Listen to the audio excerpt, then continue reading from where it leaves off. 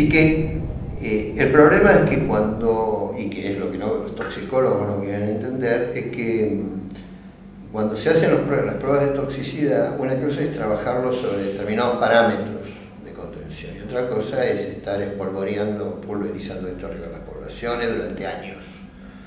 La vía probablemente más frecuente, seguramente, como dicen los ecuatorianos, la vía más frecuente no es ni beberlo, ni que le toque la piel, sino inhalarlo, no se inhala. Eso pasa en la sangre y vaya a saber, digamos, esos estudios realmente no los ha hecho nadie. Y como Monsanto ha hecho muchos estudios y muchos de ellos después terminaron siendo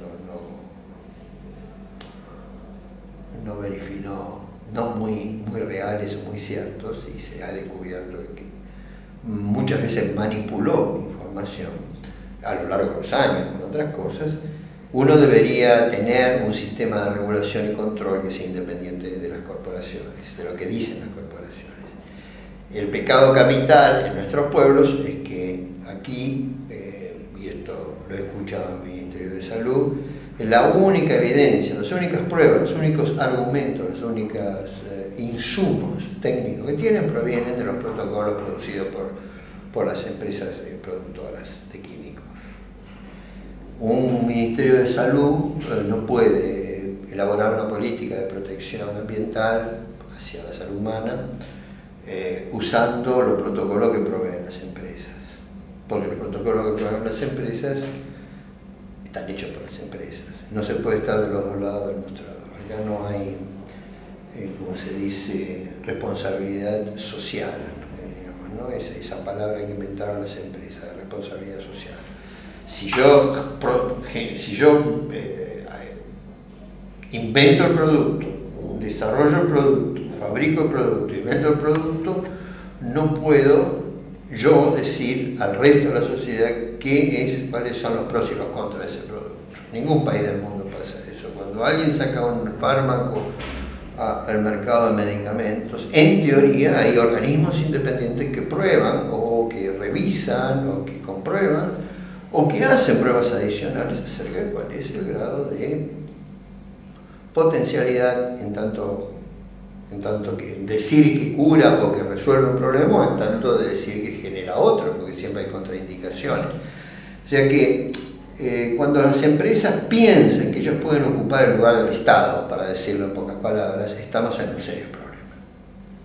Estamos en un serio problema solamente de hecho de que las corporaciones piensan que pues están de los dos lados del mostrador, decir qué es lo que hay que usar, cuánto vale lo que tienen que comprar, quién lo tiene que comprar, por qué hay que comprarlo, y encima el otro le tiene que creer todo lo que él dice de bueno que es ese producto. Y de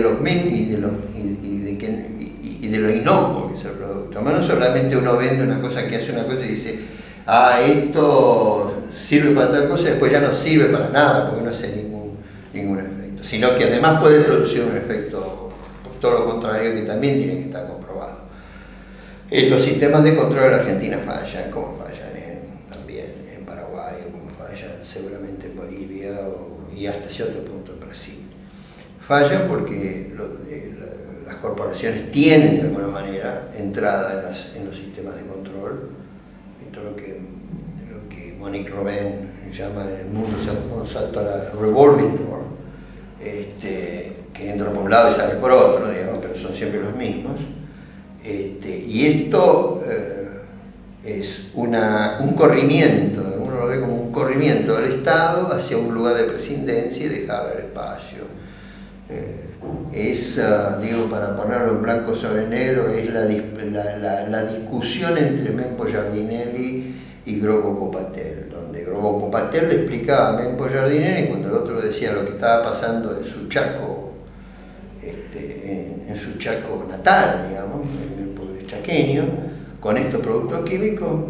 Grobo Copatel le explicaba como si fuera el ministro de Agricultura o el ministro de Economía, ambas cosas, cómo la Argentina iba a imponerle condiciones a China para la compra de estos granos en determinadas cuestiones. Que ellos iban a pasar a ser un eje, que la Argentina pasaba a ser un eje en la disputa internacional del comercio de alimentos. Eso es valdría acá poner una mala palabra o una palabra, es una estupidez, porque en realidad el poder en el mundo no se maneja así, y me parece que Grobo Kupatel explique la política, o trate de explicarle a Mempo Giardinelli cómo él piensa una política de producción de alimentos o una política agrícola para la Argentina, significa que él se pone en el lugar del Estado.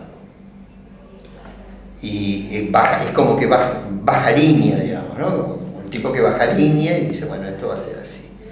Y uno nota la ausencia del Estado, porque el que lo está diciendo tiene unas cuantas miles de hectáreas propias y otras muchas arrendadas, y es uno de los principales productores de eso que él defiende. No se puede estar de los dos lados del mostrador al mismo tiempo. Entonces, cuando eso sucede, ya sea por parte de los productores o por parte de las grandes corporaciones, que son las que venden los insumos, ya sea semillas o químicos, uno lo que ve es el corrimiento del Estado, en las políticas, en los sistemas de control, en la laxitud del discurso, en la relativización del problema y, por supuesto, en la desprotección de la gente, porque si la gente, uno podría suponer que si esto no se resuelve, el problema de salud humana va a tender a crecer. Entonces, así como algunos dicen, yo todavía creo que, yo no me gusta usar esa palabra, pero hablan de genocidio, ¿no? Hablan de que la implementación de una especie de permanente ataque a la salud humana, ¿no?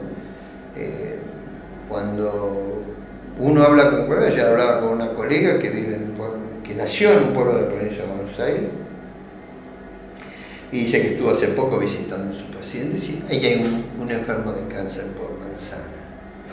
Esa es una cosa que se repite sistemáticamente en la provincia de Buenos Aires, en la provincia de Santa Fe, en la provincia de Entre Ríos, en la provincia de Misiones, en la provincia de Chaco, en la provincia de Córdoba, que son las zonas ojeras. Cuando dice esos pequeños pueblitos de 5.000 habitantes y uno ve cualquiera, como se conoce todo, inmediatamente todo el mundo sabe que hay un caso de cáncer por manzana, lo cual es un índice muy alto de cáncer. Eso no es que esté la población, que le estén fallando los genes y que haya una falla. Eso es que hay un efecto, hay un impacto ambiental de alguna naturaleza, y son zonas que son pueblos que están metidos, incrustados en las zonas agrícolas, ya sea arroz, ya sea soja, sea maíz, sea girasol, sea algodón. Y en general, en esos pueblos es muy fácil, porque todo el mundo se conoce, decir cuántos enfermos hay, porque todo el mundo sabe cuál es el nombre y apellido del vecino. Si son 5.000 tipos viviendo en un pueblo, esos, ¿de qué otra cosa van a hablar? Si sucediera en Buenos Aires, a lo mejor no nos enteraríamos, pero esos pueblos sí.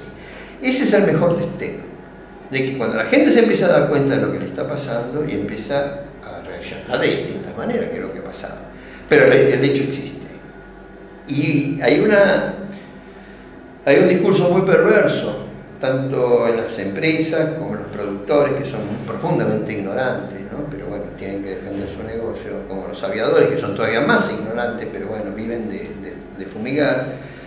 Pero en el Estado y en las grandes empresas, decir que esos datos de la realidad no son no han sido debidamente verificados. Entonces habla en nombre de la ciencia, la epistemología, las publicaciones, si las publicaciones están indexadas, no indexadas, si son validadas, no son validadas. Eso es un discurso perverso y muy miserable.